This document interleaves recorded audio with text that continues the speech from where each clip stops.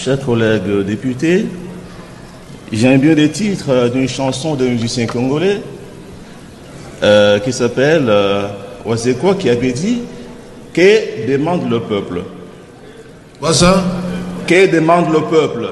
Ça veut dire en français ou bien en lingala? En français. Ah d'accord.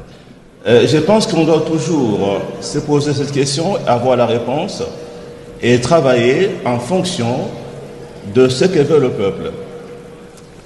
Jamais le peuple vous dira que qu'est-ce que tu veux, je veux les informations ce soir qu'on fasse ce compte rendu du gouvernement par le porte-parole.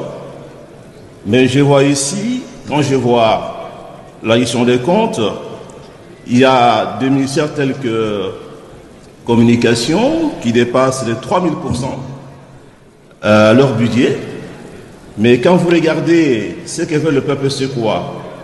C'est soigner, c'est manger, c'est envoyer les enfants à l'école. Mais quand vous regardez dans ces rubriques-là, vous verrez qu'il y a des crédits qui n'ont pas été consommés. Et ce n'est pas explicable quand nous savons que nous avons le problème de la gratuité de l'enseignement qui demande beaucoup d'argent. Comment expliquer que le crédit alloué à ces ministères, notamment ce qui concerne la paie du personnel, ne soit pas consommé? Il y a notamment le crédit qui est, n'est-ce pas, affecté à l'achat du matériel. Ici à Kinshasa même, il y a des écoles sans bancs. Et comment un tel crédit peut être non consommé? Et aujourd'hui, les anciens sont en grève. On n'en parle pas assez à l'école primaire. Ça fera bientôt 2 mois que les enfants ne vont pas à l'école. Donc ça devient irrécupérable. C'est la conséquence de cette gestion. Monsieur le ministre, vous êtes warrior, comme on vous a appelé, votre gouvernement. Warrior veut dire en français guerrier. Eh bien, vous étiez à la gouvernement des warriors.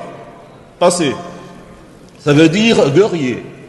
Le guerrier, c'est lui qui tue, qui massacre.